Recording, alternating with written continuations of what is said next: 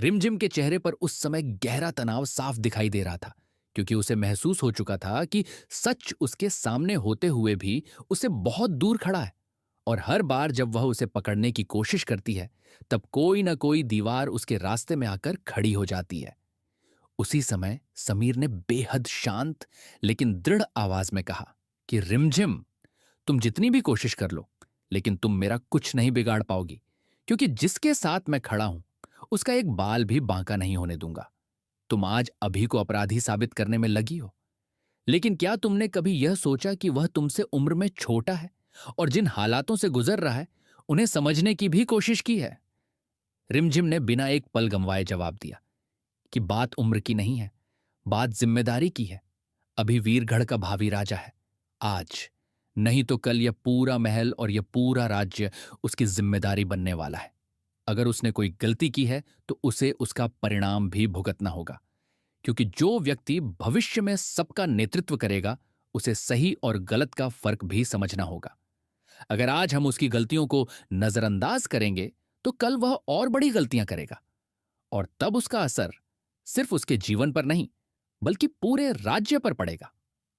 रिमझिम की बात सुनकर वहां मौजूद सभी लोग एक दूसरे का चेहरा देखने लगे, क्योंकि उसकी बातों में तर्क भी था और चिंता भी थी। लेकिन समीर का चेहरा अभी भी वैसा ही शांत था। उसने गहरी सांस ली और कहा कि ठीक है, अगर तुम्हें लगता है कि तुम सही हो तो तुम्हें जो करना है करो, लेकिन मैं अभी को कभी भी सजा नहीं होने दूंगा। मैं परी के खिलाफ कुछ नहीं कह रहा। नहीं, क्योंकि वह भी इस परिवार का हिस्सा है और उसकी भावनाओं का भी सम्मान होना चाहिए, लेकिन अभी को सजा मिले ये मैं कभी नहीं होने दूं। दोस्तों, ऐसे ही अपडेट सबसे पहले आपको मिलते रहें उसके लिए वीडियो को लाइक करके चैनल को सब्सक्राइब जरूर करें। अगर आप सभी रिमझिम से प्यार करते हैं तो कमेंट में आई लव यू रिमझिम जरूर लिखें। समीर की आवाज में ऐसा विश्वास था जिसने सबको चौंका दिया था, क्योंकि ऐसा लग रहा था जैसे वह पहले ही कोई बहुत बड़ा फैसला कर चुका हो। महल के मुख्य कक्ष में मौजूद हर व्यक्ति सांस रोके खड़ा था। तभी अचानक समीर आगे बढ़ा और सबके सामने खड़े होकर बोला कि जिस कमरे में आग लगी थी वह आग अभी ने नहीं लगाई थी। वह आग मेरी वजह से लगी थी, क्योंकि आग लगाने वाला मैं था। यह सुनते ही पूरा महल सन्नाटे में डूब गया। किसी को अपने कानों पर विश्वास नहीं हो रहा था। पुलिस अधिकारी भी एकदम चौंक गए और उन्होंने तुरंत समीर की ओर देखा, जैसे यह सुनिश्चित करना चाहते हों कि उन्होंने जो सुना वह सच था। समीर ने बिना किसी डर के दोबारा कहा कि हां, आग मैंने लगाई थी और इसके लिए जिम्मेदार भी मैं ही हूं। इसीलिए अब्भी को छोड़ दीजिए और मुझे गिरफ्तार कर लीजिए।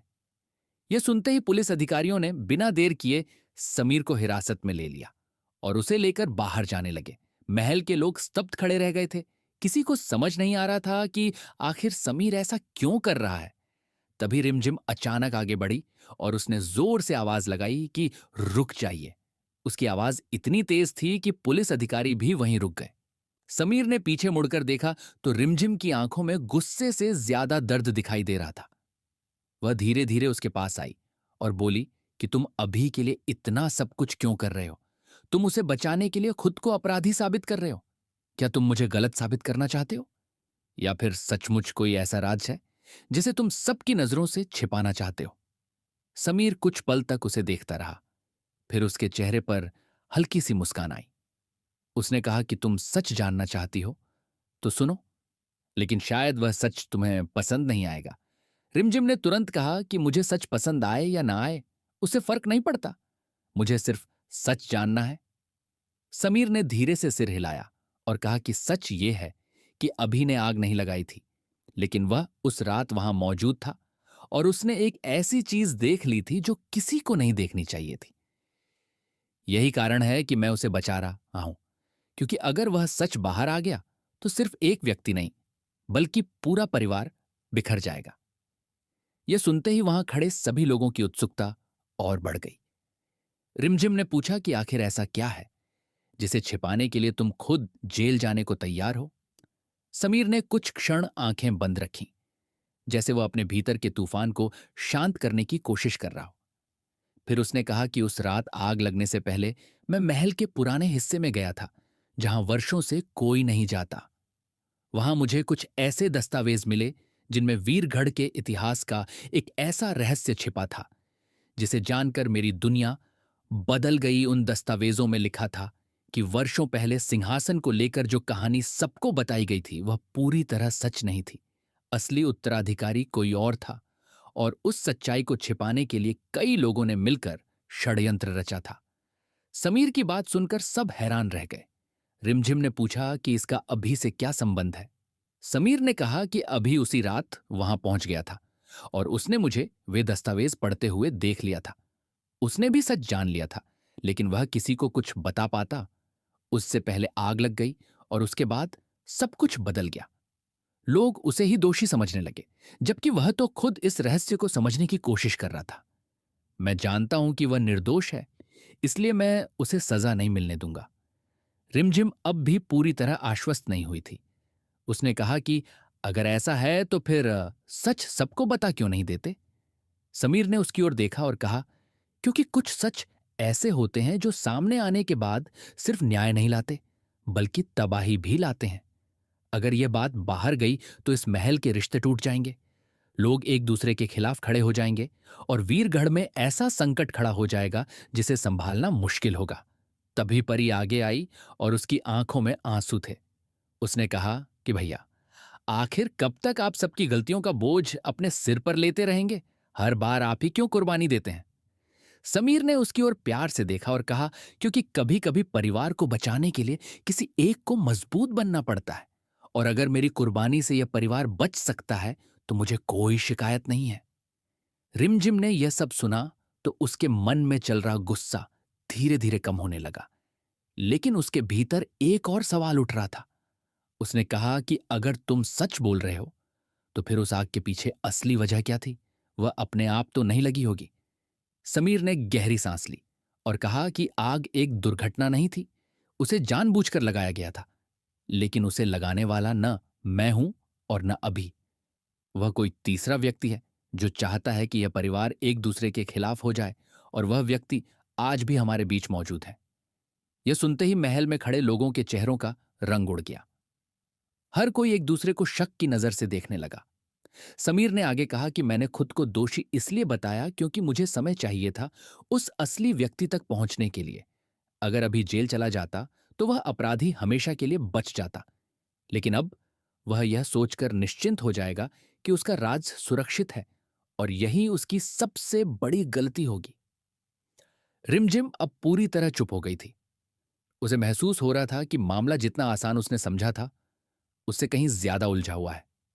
उसने समीर की आंखों में देखा और पहली बार उसे वहां झूठ नहीं बल्कि सच्चाई दिखाई दी।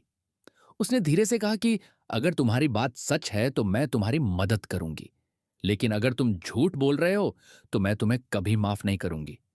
समीर ने सिर हिलाते हुए कहा कि मुझे मंजूर है। पुलिस अधिकारी अब भी वहां खड़े थे और उन्हें समझ नहीं आ रहा था कि क्या किया जाए।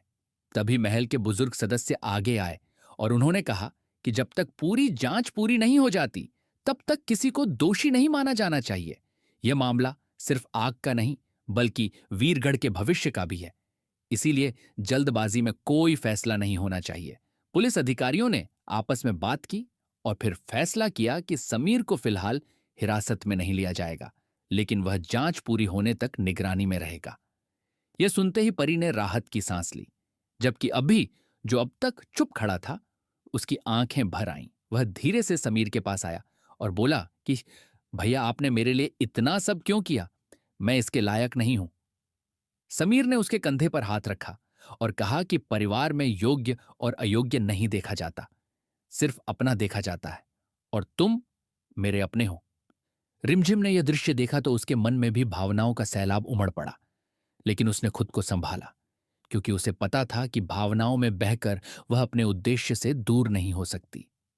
उसने मन ही मन तय किया कि अब वह सिर्फ अभी को दोषी साबित करने की कोशिश नहीं करेगी, बल्कि उस असली अपराधी को खोजेगी जिसने इस पूरे खेल की शुरुआत की थी। महल की दीवारों के बीच उस रात एक अजीब सा सन्नाटा फैल गया था, लेकिन उस सन्नाटे के भीतर कई रहस्य जाग चुके थे, कई सवाल खड़े हो चुके थे और कई चेहरों से नकाब उतरने बाकी थे।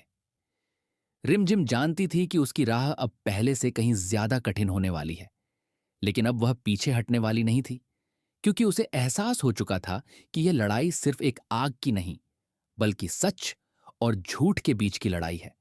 और इस लड़ाई का अंत तभी होगा जब वीरगढ़ के हर रहस्य से पर्दा उठ जाएगा और असली अपराधी सबके सामने आकर खड़ा होगा।